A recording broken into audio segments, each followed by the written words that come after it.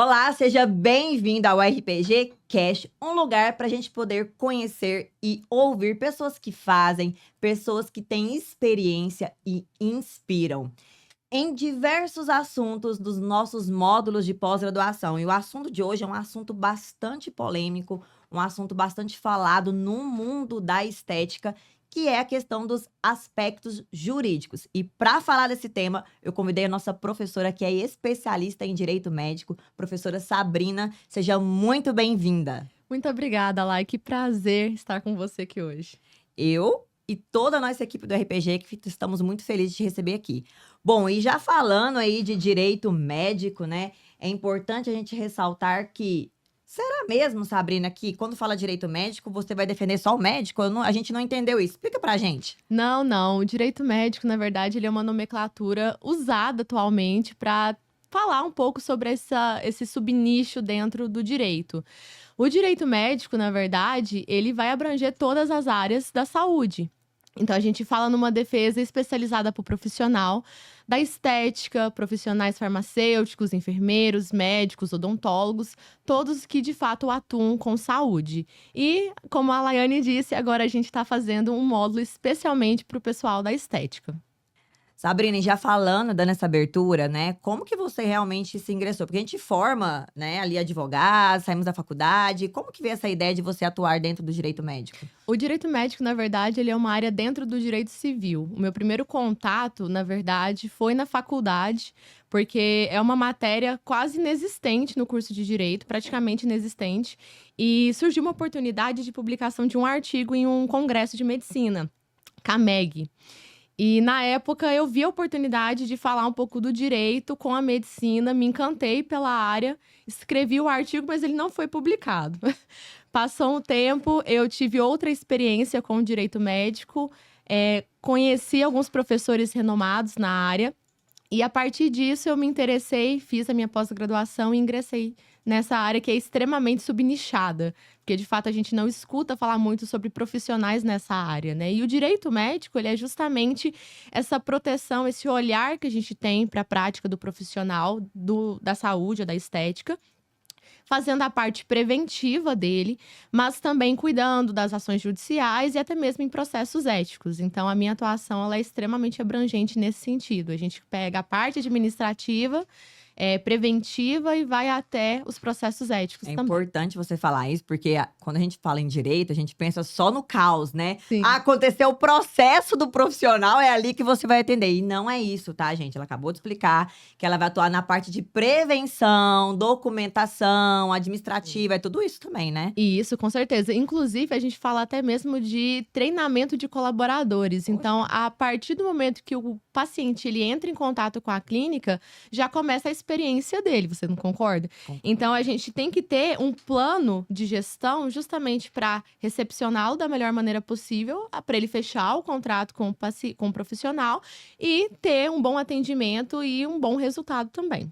Não, e você falou uma coisa muito interessante, foi até algo que a gente estava conversando antes da gente começar esse podcast, é que eu não sabia disso, que o advogado, ele não precisa, quando ele forma, ele não precisa, às vezes, se especializar. Ele pode atuar ali, se eu quiser, formei agora, vou atuar em direito médico, ele pode, né? Mas a gente sabe que a especialização, ela traz uma bagagem diferente por esse profissional. Então, o que você orientaria realmente hoje é procurar advogados que são realmente especialistas no assunto? Com certeza, porque passa mais segurança jurídica, porque esse profissional ele entende as nuances do processo, entende a experiência e conhece a própria dor, né? Porque se eu não tenho uma especialização, como que eu vou detectar algum gargalo, mapear algum risco dentro da clínica desse profissional? Eu preciso, pelo menos, ter uma noção geral do que é o direito na estética, o direito na saúde, para agir de acordo com essas questões, porque senão fica muito. Não fica nada abrangente, né? Você Com certeza. não consegue dar um foco para aquilo ali, o foco necessário para a resolução daquele problema. Tá vendo, gente? Alunos e profissionais que estão aqui escutando isso aqui agora, procure um advogado que realmente seja especialista no assunto. Realizou uma especialização e com certeza conhece mais sobre o assunto, tá? Continuando o nosso assunto aqui. Bom, Sabrina, eu sei que a atuação, assim, hoje em dia, na estética, deu um boom muito grande. O mercado realmente está em alto crescimento. Mas quando se fala em proteção, né, quais são os principais desafios que hoje, juridicamente, né, você, enquanto profissional, enfrenta, né, mas também os profissionais da saúde, né, eles acabam enfrentando dentro da área da estética? Quais são esses desafios jurídicos aí? Lai, eu consigo separar o problema em 3 aspectos. Eu penso que a especialização, que foi o grande ponto que a gente começou a nossa conversa, né, do advogado especialista, e da mesma forma que é necessário um advogado especialista, o profissional ele tem que ter noção do que ele está fazendo. Quanto mais ele se especializar, buscar cursos de atualização, melhor é para ele e para o próprio paciente. Segundo, a questão das leis, né? O direito na estética é a regulamentação do que o profissional pode ou não fazer. Dentro do conselho ético, nós temos as regulamentações, nós temos as resoluções e tem a lei do esteticista também, que traz todas essas normativas. A maioria dos profissionais não conhece, não busca entender, não busca interpretar. Isso é um grande problema. Porque fica muito no achismo, Sem né? contar as mudanças constantes, né, de acompanhar essa mudança. Então, às vezes, tendo essa Exatamente. assessoria jurídica facilita bastante, né? Totalmente, porque aí traz a atualização que o profissional, às vezes, no dia a dia não consegue ter, não consegue acompanhar. E não precisa passar por essa questão do juridiquês que ninguém aguenta, né? Só os advogados. E o terceiro ponto é justamente a documentação personalizada, que é um ponto que eu bato bastante. É uma tecla que a gente precisa, de fato, dar ênfase, dar destaque, porque os documentos é a arma de defesa do profissional quando ele é Com certeza. acionado na justiça ou no próprio conselho. E os profissionais acabam se valendo de documentos extremamente genéricos e nada personalizados, e isso é um grande problema para a gente. Eu penso que houve uma judicialização na saúde, na estética, que hoje no Brasil é uma área muito famosa, né? Acho que o Brasil, na verdade, é um dos países que mais trabalha com procedimentos estéticos, e o pessoal acaba tendo muito contato com informações. Então, às vezes, o próprio paciente já chega ali para o médico mesmo com um diagnóstico, né? Para o próprio esteticista já sabendo o que quer fazer, o que é melhor para ele, sem conhecer de anatomia. Então, isso é um grande problema. De um lado, o profissional se sente acuado, né? E ele acha que está se valendo de algumas armas de defesa que, na verdade, vão atrapalhar ele. Então, muita documentação que não tem cláusulas específicas, que não tem cláusulas que são propositais numa defesa jurídica. E, de outro lado, o próprio paciente também não confiando tanto na parte técnica, na capacitação técnica desse profissional. Então, a gente vê que existe, de fato, um problema nessa relação, né? E a É tão judicialização interessante isso que você tá acontece. falando, porque esses dias eu vi uma profissional falou assim: "Ah, não, meus contratos quem fez foi o ChatGPT". E aí, como que faz? Surto Realmente do advogado. extremamente genérico, né? "Ah, foi o ChatGPT que fez meus contratos". E aí, como que a gente fica nisso? Nossa, não fica. Esse é você fica na mão, na verdade. Já que a gente entrou na parte documental, pessoal, nós temos que ter, assim, uma atenção absurda com a parte documental. Contrato de prestação de serviços, ele existe por uma razão. A gente fala aí de obrigações que você estabelece antes mesmo de você fazer o procedimento. Então, questão de pagamento, de recibo, de reembolso, de agendamento. Termo de consentimento livre e esclarecido é o melhor amigo do profissional. Tem que ter um documento para cada procedimento. Ele é personalizado de acordo com as questões do paciente.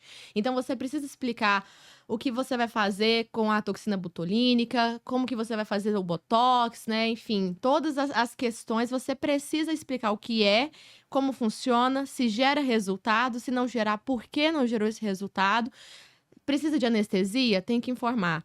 Quanto tempo dura o procedimento? Tem que informar. Tem retorno? Precisa informar. Então, é um termo que você tem que ter o consentimento daquele paciente de fato e expresso. É o momento de tirar dúvidas, é o momento de você ter as suas declarações de que prestou informações, porque hoje a gente vê muito processos lá com a justificativa de negligência informacional. Não sei se você está acostumada com esse termo. Sim. E nós vemos aí diversos profissionais tendo que pagar indenizações de R$200 mil, às vezes por um fator mínimo que não foi comunicado dentro de um termo, que às vezes nem aconteceu. Mas se esse paciente se sentiu que esse direito ele foi violado de alguma maneira, ele pode sim ajuizar uma ação contra você, usando essa justificativa. Então, nós temos a questão do prontuário, do plano de tratamento individual, formulário de anamnese guiado, né, que você precisa ter um documento que ele é analisado juntamente com o prontuário. Então, se o profissional não se vale dessas armas de defesa, no momento de uma ação judicial, o que a gente vai usar como prova? E é tão interessante porque o profissional pode até ter um genérico como base, mas para levar para um advogado e realmente reestruturar a sua rotina, né? Sim. Eu falo isso porque, por exemplo, uma coisa tão besta que aconteceu uma vez comigo na clínica de estética, que foi algo que não tinha no nosso contrato. Por exemplo, a clínica de estética não era em prédio como nós estamos, né? Era na rua, e aí tem um estacionamento na frente. Bom, o carro da cliente sofreu um assalto, quebraram um vidro e roubaram um computador dela que estava lá dentro e outras coisas que roubaram. Aí ela falou, uai, vocês vão pagar. Aí a gente falava, uai, mas tava na rua, não sei o quê. Não, mas eu estava no estacionamento, o estacionamento é privado da clínica. Ou seja, gente, no contrato não tinha falando assim, ó, nós não nos resguardamos, né, Então, assim, coisas tão mínimas que a gente não pensa no nosso dia a dia. Foram duas situações, foram essa e outra questão de perder o celular da clínica. Tipo assim, ela voltar no outro dia falar que foi na clínica e a gente falou, não foi aqui. A gente mostrava a câmera, falou, não aceito, foi aqui, foi aqui, foi aqui. E a gente teve que pagar também o celular para ela, porque não tinha no contrato sobre isso. Sim. Então, existem as particularidades em cada situação que pode acontecer e também a gente pode ir acrescentando, não é verdade? Totalmente. Inclusive, pessoal que for meu aluno na pós-graduação vai ver um exemplo que eu usei de um cachorro. Olha. Uma profissional que eu conheço, ela colocou, achei isso fantástico, achei incrível. Ela colocou em um formulário de anamnese se a paciente tinha um cachorro e qual era o porte e raça desse cachorro. Porque o procedimento envolvia microagulhamento e se por acaso ela Poxa voltasse vida. com algum problema, talvez seria por conta da pelagem do cachorro. Gente, eu nunca pensei nisso. E faz total sentido o que ela colocou. Tá vendo que é uma coisa mínima? Exatamente. Então, assim, você olhar quais são as possíveis consequências, de fato, infelizmente, a gente tem que ter esse olhar, às vezes, um pouco malicioso nessa Com parte certeza. jurídica. Porque a gente tem que olhar para todo canto e falar, isso aqui pode me gerar um problema ou não. E cabe à parte jurídica, à assessoria, resolver essas questões. Então, se o problema do cachorro pode gerar, de fato, aí algum irritamento na pele, enfim, a gente tem A que também maioria dos olhar. procedimentos podem. E hoje, quantas Exatamente. pessoas, assim, né, chegam em casa e cachorro lambe, passa aquele negócio, Totalmente. dorme junto. Eu nem tinha pensado nisso de colocar. Não, e Já vou às vezes- acrescentar ali, ó. Obrigada. Às vezes é a questão do cachorro, o pessoal que toma sol, vai pra academia, né? Sim, Precisa sim. de um descanso, então isso é muito complicado. E aí você tem a prova. Onde que tá a sua prova? É justamente no formulário de anamnese. Você pede para esse paciente assinar, assinalar, escrever, informar, porque ele também entra num papel de dividir com você essa responsabilidade. Então você não age apenas porque você não responde porque você teve uma omissão naquela informação. Essa omissão ela foi gerada por conta do paciente e o paciente declarou isso, que todas as informações ali estavam verdadeiras. Tudo que ele precisava informar, ele informou. Então, se acontece, por exemplo, um problema nisso, né, nessas questões de tratamento pós-procedimento, a gente analisa o formulário de anamnese e vê o que de fato o paciente deixou de informar ou não. Isso é muito importante. Com certeza, já anoto isso aí, tá? Vai adequando. Bom, gente, olha, uma outra confusão que acontece muito é em relação ao limite de atuação do profissional, que às vezes é muito ditável na maioria das resoluções pela lei do ato médico. Nossa, sim. E uma das confusões que mais geram é o que é invasivo, o que é minimamente invasivo. Existe esse termo? Não. Ou injetável? Explica isso pra gente. Pessoal, invasivo injetável não pode jamais ser confundido, jamais. Por quê? A lei do ato médico, ela traz em seus artigos atos que são privativos do médico. Logo, profissionais da estética não podem realizá-los. Houve muita discussão no ano passado em relação a algumas resoluções do próprio CFM, você deve ter acompanhado, deles querendo privar alguns procedimentos em si para apenas os médicos. Mas a questão é, a lei do ato médico, que a gente até anota aqui, que é a 12.842, ela vetou alguns incisos que tratam justamente de procedimentos que nós estamos familiarizados na estética, que são procedimentos injetáveis. Existe um problema nessa nomenclatura, porque todos eles atingem um grau de penetração na pele. mas um não pode ser confundido com o outro. Novamente, o invasivo é ato médico, o injetável são para os outros profissionais. Então, farmacêutico, enfermeiro, biólogo, não sei se o pessoal sabe, mas desde 2020 o biólogo também pode atuar com estética. Biomédico, enfermeiro, então todos esses profissionais eles podem sim atuar com injetáveis. E o que a lei Fisioterapeuta diz? também agora entrou, né? Fisioterapeuta, obrigada, fisioterapeuta. Então, os procedimentos invasivos, na lei do ato médico, é descrito como procedimentos que atinjam órgãos internos através de orifício natural do corpo. A gente tem, por exemplo, a endoscopia ou a colonoscopia. Já os procedimentos injetáveis são aqueles que nós utilizamos com agulha, cânulas, canetas pressurizadas. São esses procedimentos que vão que nós estamos acostumados, por exemplo, à harmonização, enzimas e outros procedimentos, né, como o Botox. Então, a intenção do procedimento injetável não é atingir órgão interno, porque não pode. Até porque se você faz você usa essa nomenclatura, você corre um certo risco, um seríssimo risco de ser denunciado no seu conselho. Isso é perigosíssimo. Minimamente invasivo não existe mais, essa nomenclatura, ela deixou de existir há Engraçado, muito porque tá tempo. descrito minimamente invasivo na Exato. maioria das resoluções, né? Exatamente. Então, assim, é injetável e invasivo. O profissional da estética, você ou utiliza o injetável ou procedimento estético, mas jamais invasivo. Invasivo não se usa. É tão interessante essa discussão. Assim, gente, eu ri demais, né? Foi uma discussão que a gente estava tendo até mesmo na vigilância sanitária, né, com alguns profissionais médicos, do que era realmente invasivo, minimamente invasivo. E não, porque procedimentos injetáveis e invasivos. E foi falando que era tudo, que era atingir o derme e orifícios naturais. E focou nesse orifícios naturais. Aí veio um profissional dentista e falou assim: a partir de hoje, sexo é só com médico, porque invadiu o órgão genital da mulher. Então, ninguém mais faz sexo com outro profissional, não ser médico, Sim. né? E virou um rebuliço, o pessoal ficou caladinho. Vamos passar para a próxima discussão do dia, né? Não sei o quê. Morreu o assunto, né? De injetável. Então, assim, é uma discussão, né, ampla, que eu vejo que até mesmo os próprios juízes, né, ou até mesmo o pessoal da vigilância, quem não tem esse conhecimento, ainda fica confuso esse termo. Então, pelo menos para você profissional, nosso aluno, você também que está assistindo a gente aqui, não confunda invasivo com injetável, não é isso mesmo? Exatamente. A nomenclatura ela é importantíssima. Tanto é que a gente vê isso em resoluções, né? O pessoal, quando vai fazer a interpretação de alguma resolução, deixa de prestar atenção e dar destaque nesses termos, né? Vedado, invasivo, injetável. Então, é importante você ver como o seu conselho também entende aquele termo, né? Como ele usa nas suas Perfeita colocação. jurisprudências essas questões, porque é importantíssimo você atuar dentro da legislação. E até queria fazer um adendo, Lai, porque nós não temos um conselho de estética hoje, né? Sim, tá sendo muito discutido isso também. Exatamente. Até acho que aqui em Goiás, né, tá sendo conversado para ter a criação de um conselho na Câmara Legislativa. Sim, sim. Então, é importante, pessoal que trabalha com estética, que não tem, né, um conselho de classe, então eu estou me referindo aos esteticistas ou tecnólogos em estéticas, ou os técnicos em estética, que também existe uma diferenciação aqui. O pessoal da pós-graduação vai entender. Mas vocês precisam estar atentos à lei do esteticista, que é a lei federal que regulamenta a sua atuação hoje no Brasil. E lá consta todos esses termos, essas definições importantes para a sua atuação sobre equipamentos, né? Enfim, tudo isso em relação à própria Anvisa, que é a Lei 13.643 de 2018.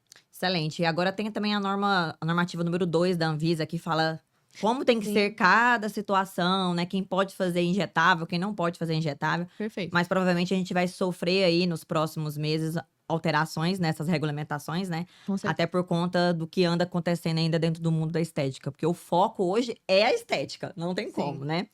Bom, professora Sabrina, um outro assunto que é interessante, que eu gostaria muito que você abordasse, que eu acho importante, é que, como a gente está vendo que os olhos hoje estão para o mercado da estética, né? Como você tem visto esse aumento do número de processos contra os profissionais da estética, né? O que tem atribuído realmente a esse crescimento que você tem acompanhado? Normalmente, quando a gente fala de processos judiciais na estética, envolvem sempre 3 tipos de danos. Os danos materiais, os danos morais e os estéticos, principalmente os estéticos, que sempre é uma questão de como o meu rosto ficou, No pós, não entregou o não resultado. entregou o Aconteceu alguma resultado, coisa. Entendi. exatamente. Então, a informação acaba trazendo muito essas questões. Hoje em dia ficou muito banalizado o termo erro médico, o erro estético. Então, todo mundo acha que iatrogenia é erro técnico e a gente tem que ter esse cuidado. Primeiro de tudo, a documentação ela vai ser a sua grande alinhada, como eu já disse aqui, nessa parte, porque você precisa entrar num processo para se defender com provas. Né? E cabe a você provar o seu ponto.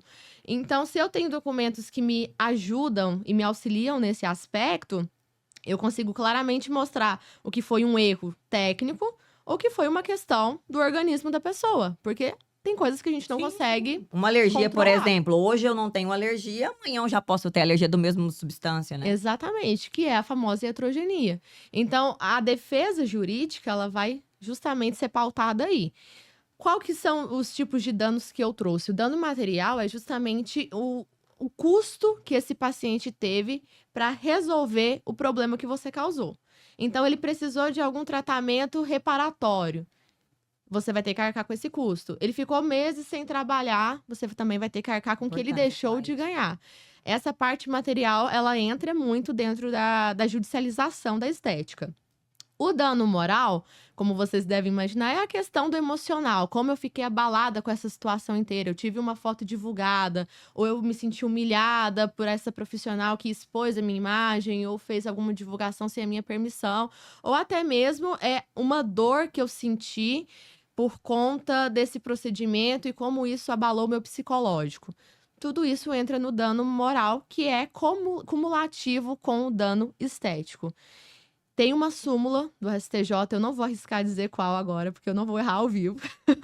Mas ela permite a acumulação para você ver o quão perigoso isso é, do dano estético com o dano moral. Então, nós estamos falando de indenizações de R$ 500 mil para cima.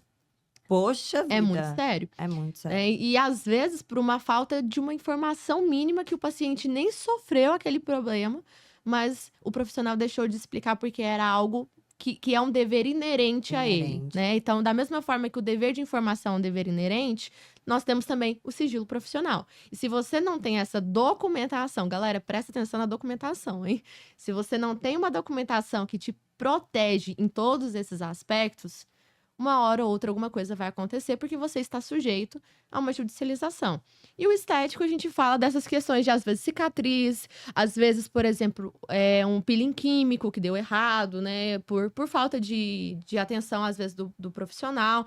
Ou também a gente tem que ver se o paciente não seguiu as As recomendações, recomendações, né? pós-procedimentais, enfim. São todos esses fatores. Mas, normalmente, quando a gente fala de indenização e justiça, né, da judicialização, é sempre em cima desses 3 pontos: danos morais, materiais e estéticos. Perfeito. E é interessante a gente falar assim, mas toda vez, todo mundo acha que toda vez quando sai algo, um processo judicial, foi erro do profissional. E nem sempre é isso, né? Não, não. É porque, igual como eu disse, né? Às vezes o termo ele é muito banalizado, infelizmente, porque o pessoal olha pro médico, olha pro farmacêutico hoje em dia, que a gente sabe, né? E aí fala: caramba, consegue me pagar uma indenização boa, vou achar uma lacuna aqui. Mas às vezes não é uma questão de lacuna, às vezes o próprio advogado que não é especialista não sabe o que está fazendo. Né? Entra Exatamente. com um argumento totalmente Que não é plausível, né? nada E aí já plausível começa a achar que dentro daquilo eu vou conseguir tirar do profissional, né? e alimenta no paciente essa expectativa. Exatamente. Né? A questão é, gente, quem não deve, não teme. Se você fez tudo certinho ali, ó, tem a sua documentação, é tranquilo. E pelo contrário, né? A maioria desses processos também, quando, né, o profissional é processado e o juiz vê que realmente é algo que não compete ao profissional, também tem aquela questão que a pessoa que entrou com o processo acaba pagando todas as custas, né? Paga todas as custas, exatamente. Paga todas as custas e às vezes tem que pagar as custas do advogado da outra parte, né? Tá vendo, Então é gente? complicado. Então, vamos se resguardar aí. Bom, pra gente finalizar, eu queria que você, se você puder, claro, né, compartilhar algum caso, sem citar nomes, é claro, mas assim, fala, nossa, esse aqui vai servir realmente de lição e de aprendizado pro pessoal que você passou aí com seus clientes. Pode falar pra Adivinha, gente? eu vou falar de documento de novo. Ah, é sempre, vamos lá, porque é realmente Porque que eu pega, adoro. né? Pessoal, vamos adequar esses documentos. Se vocês não têm documentação, cria. Se tem, adeque, porque realmente eles são extremamente importantes. Eu vou falar um caso de uma cliente que chegou no escritório, mas foi por conta de 2 documentações que faltavam. Primeiro, termo de autorização de uso de imagem de voz. Hoje o pessoal acha que é só Hum. a imagem, mas não, a voz também. Se você faz um vídeo dessa pessoa e sai a voz dela, os direitos também estão em cima E é da legal voz. você falar isso, porque tem alguns aplicativos, né, que a gente fala de consulta, inclusive que inclui a inteligência artificial, que hoje a anamnese ela não é escrita. Sim. Você vai falando, que pede a permissão para gravar, e aí a pessoa vai falando e aí vai escrevendo tudo, né? E aí Sim. tem que ter essa permissão. Tem que ter. Inclusive, você tem que constar nesse termo de autorização de uso de imagem de voz até os direitos que você não tem que ter com essa pessoa. Então, trabalhistas, né? Você não cria vínculo com essa pessoa. Enfim, vai usar para marketing, tem que falar. Para palestras, para divulgação, tem que falar também. Tem que deixar tudo claro e sempre deixando lacunas para a pessoa assinar por expresso, para pegar um documento e não ver só aquela assinatura final, porque muitos pacientes usam essa justificativa para falar que não teve o dever informacional.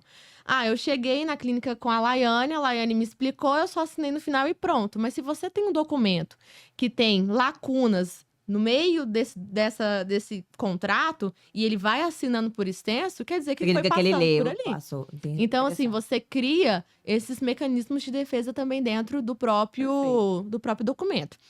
Mas o ponto essa cliente que chegou, ela é esteticista e ela fez um procedimento nessa paciente, mas ela tirou foto, não tinha esse termo de autorização de uso de imagem e muito menos um termo de consentimento livre e esclarecido. Resultado: a paciente achou uma brecha, entrou na justiça, o direito de imagem dela estava ali no Instagram, a profissional estava fazendo uso dessa imagem para atrair novos clientes, caiu em cima dessa indenização. Teve que pagar a indenização. Mais de 100 mil reais. Então, foi uma questão de... Não, e aí o que acontece, né? Nós fizemos a defesa dela, tentamos entrar num acordo, mas a pessoa não tinha documentações. A gente tem que provar de outras difícil, maneiras, né? Então, entra no WhatsApp, não tinha conversa, não tinha absolutamente nada. Tudo é documento, tudo que você conversa, né, com o seu Tudo. paciente. Porque às vezes, por mais que você não tenha o documento, que já é muito arriscado, você consegue provar em outros Ah, ela meios. autorizou pro WhatsApp e tal. Mas não tinha conversa, foi tudo conversado Ai. pessoalmente. Então, como a gente faz uma defesa nesse sentido? A gente tenta minimizar o dano, mas o dano já tinha acontecido, né? Então, assim, teve conversa com a secretária? Não tinha nem secretária. Foi conversar dentro da clínica, prestou o dever de informação verbalmente, mas pro judiciário isso não serve de nada. Você precisa ter os documentos escritos, enfim, né, com a assinatura do próprio paciente. E ela foi indenizada.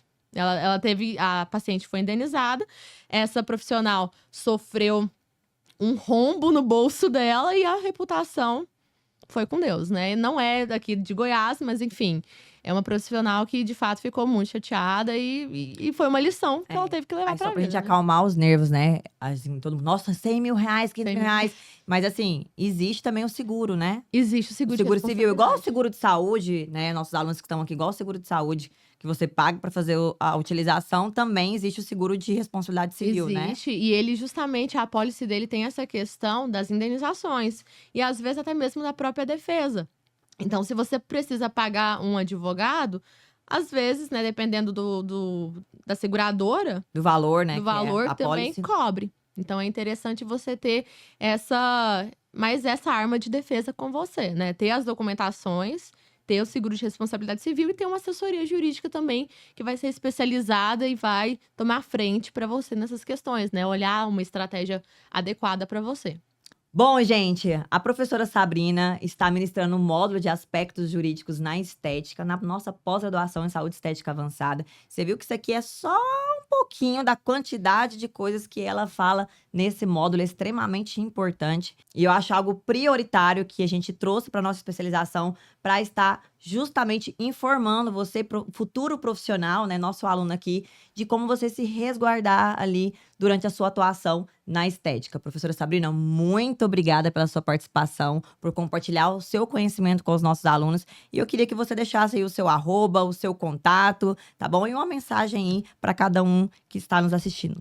Lai, muito obrigada pelo convite. Agradeço muito também o IRPG por essa oportunidade. E, pessoal, por mais que a gente tenha conversado sobre tantos pontos preocupantes, a boa notícia é que hoje você tem acesso a esse tipo de informação. Então, a pós-graduação está aqui justamente para isso, para te ajudar a criar mecanismos de defesa. A nossa assessoria também, eu tenho uma assessoria especializada nisso, que é a Santé. Então, é @assessoria.santé. E o meu Instagram também é @SabrinaCaixetaDV. Fiquem à vontade para tirar dúvidas, nós estamos aqui justamente para prestar esse serviço, porque além de trazer a proteção, a gente também tem que pensar no bem-estar do paciente. Com certeza. Porque a área da estética é uma área que cresceu exponencialmente, mas ela visa, além da saúde, uma coisa muito importante, que a gente sabe disso, que é a autoestima. A autoestima faz como a gente se vê, como a gente se sente. Então, isso é muito importante. Preserve essa ideia, tenha um atendimento humanizado, se especialize, porque isso vai fazer diferença. Então, vamos juntos entender essa questão no mundo jurídico, que não é impossível, na verdade, é muito fácil, desde que você tenha um acompanhamento, que você tenha o passo a passo correto para isso. Perfeito, muito obrigada. Bom, gente, eu espero que vocês tenham gostado. Dá um like aqui pra gente, compartilha também esse vídeo, esse podcast com outros colegas que precisam saber mais sobre esse assunto. E eu espero vocês no nosso próximo podcast. Até mais.